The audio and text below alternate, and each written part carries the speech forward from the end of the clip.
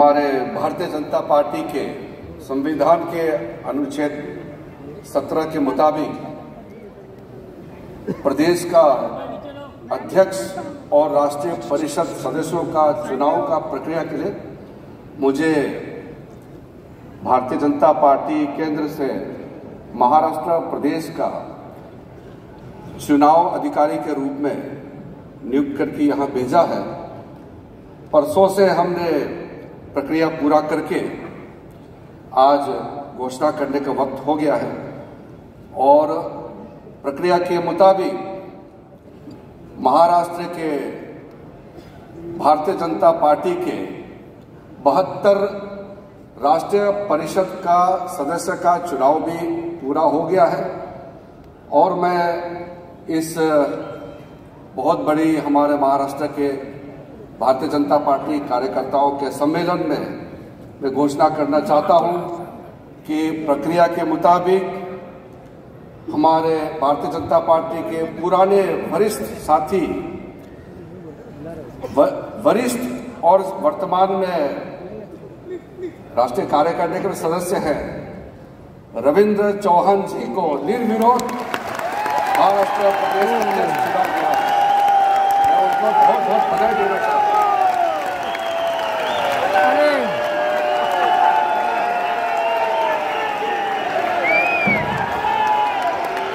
प्रशस्ती पत्रकाचं प्रदान केलं जात आहे।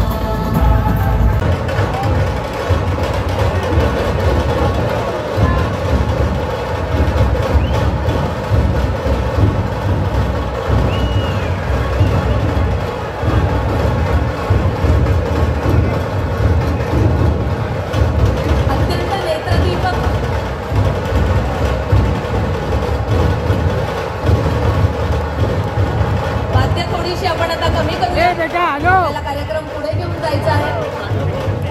प्रदेश अध्यक्षांची घोषणा झाली आहे पण त्यांचे विचार देखील ऐकायचे आहेत, त्यामुळे कार्यक्रमाला पुढे ने थोडंसं जरा थोडा आवाज आपण कमी करूया।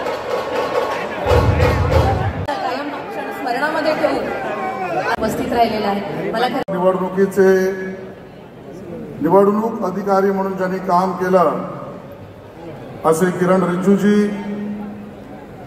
आपले राष्ट्रीय सहसंघटन मंत्री शिवप्रकाशजी, आपले सगळ्यांचे लाडके आणि लोकप्रिय मुख्यमंत्री सन्माननीय देवेंद्र फडणवीसजी, जरा होऊन जाऊ द्या जोरात,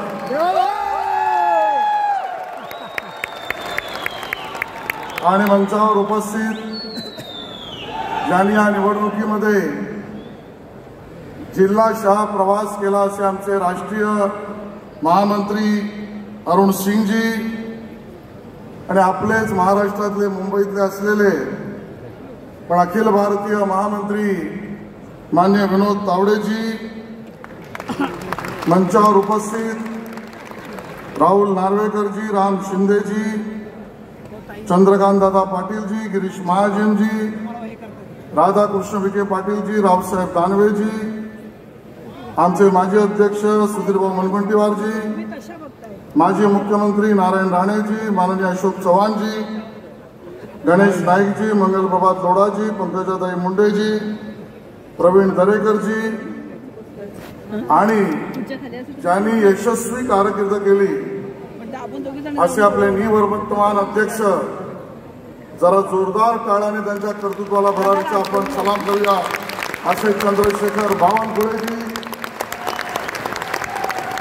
आणि तेवढ्याच धडाडीचे नवनिर्वाचित आपल्या सगळ्यांना प्रेरणा देणारे लोकप्रिय असे असलेले आपल्या महाराष्ट्राचे अध्यक्ष रवींद्र चव्हाण.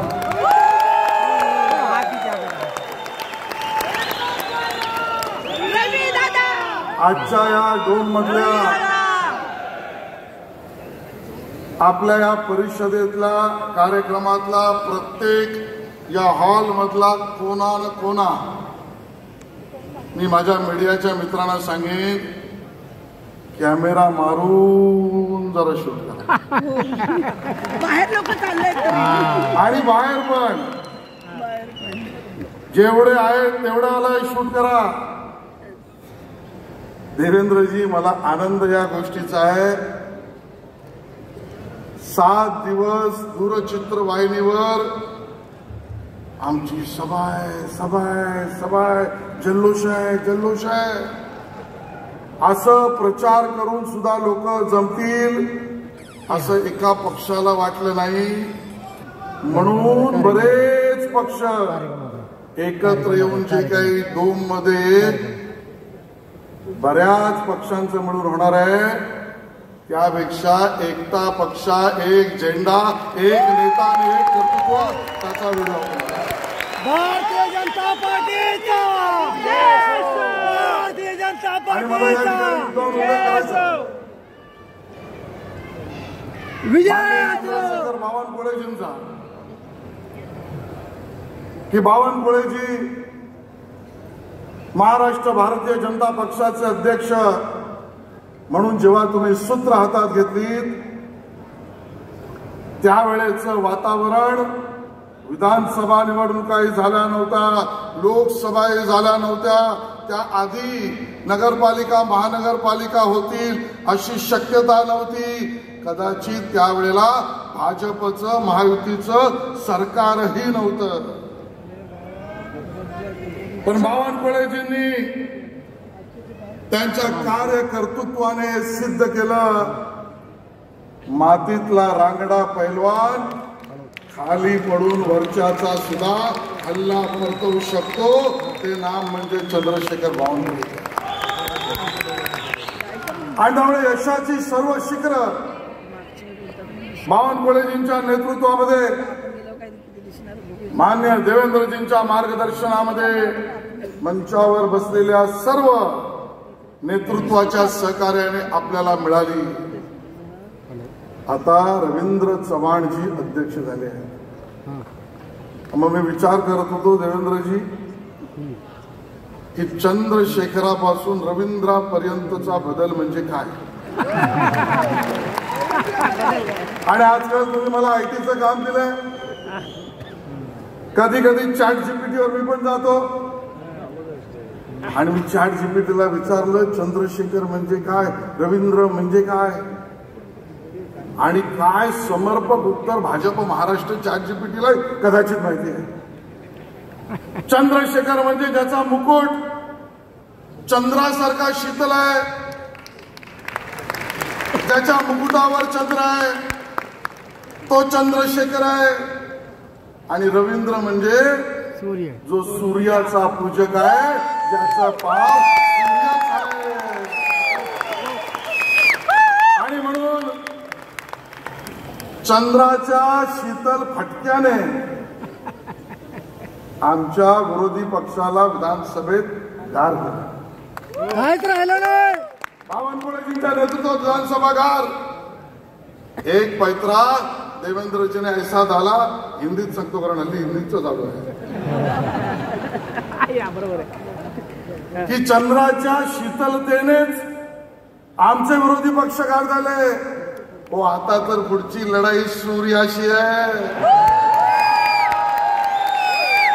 आणि मी सांगतो तुम्हाला, हा सूर्य रोज तळपणार आहे. सर्व महाराष्ट्रभर स्वतःची सोनेरी किरण पसरवणार आहे. आणि विरोधी पक्षाच्या, ज्याचं वर्णन आज करतोच, तो बोलायचं तर किती रोज. आणि म्हणून उबाटा सेना नंबर 1 काँग्रेस राष्ट्रवादी आहेत, आणि मध्ये मध्ये शिवतीर्थ पण आहेत. आणि म्हणून या सगळ्यांनी जी खेती पिकवली आहे, त्या विरोधी पक्षाची खेती म्हणजे अफू आणि अफवांची शेती आहे. त्या अफू आणि अफवांच्या शेतीला आमचा रवींद्र रूपी सूर्य भस्मसात केल्याशिवाय राहणार नाही.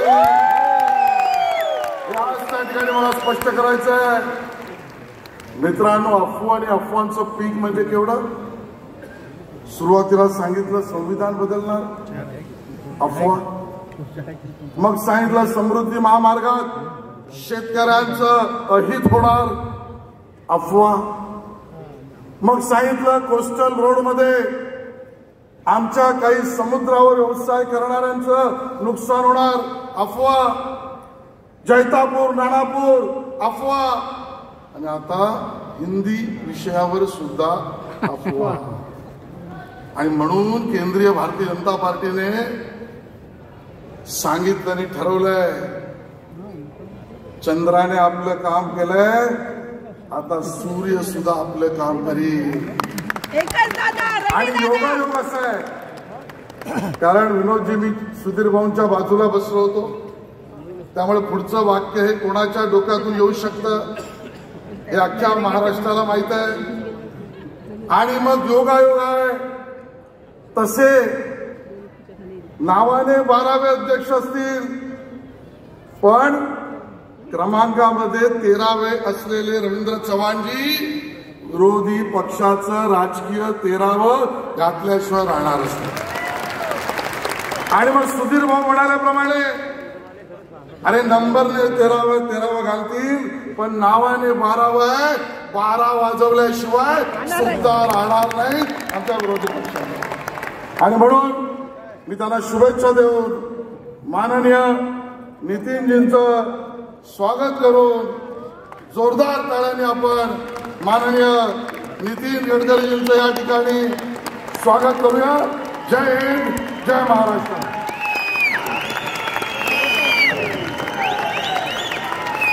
बैठा बेटा, ये बैठ जा बेटा, बसा ना दादा. माननीय नितीनजींचं टाळ्यांच्या गजरामध्ये आपण सगळ्यांनी स्वागत करूया. आणि महामंत्री राजेशजी पांडे यांना विनंती करते की पुष्पगुच्छ देऊनही नितीनजींचं आपण स्वागत करावं. राजेशजी, हो पुढे खाली बसा. देशाचा मानबिंदू असणारे आणि आपल्या महाराष्ट्राचे सुपूर्द असणारे नितीनजींचं मनापासून स्वागत. आणि यानंतर महसूल मंत्री चंद्रशेखरजी बावनकुळे यांना मी विनंती करते की त्यांनी आपल्या सगळ्यांना मार्गदर्शन करावे.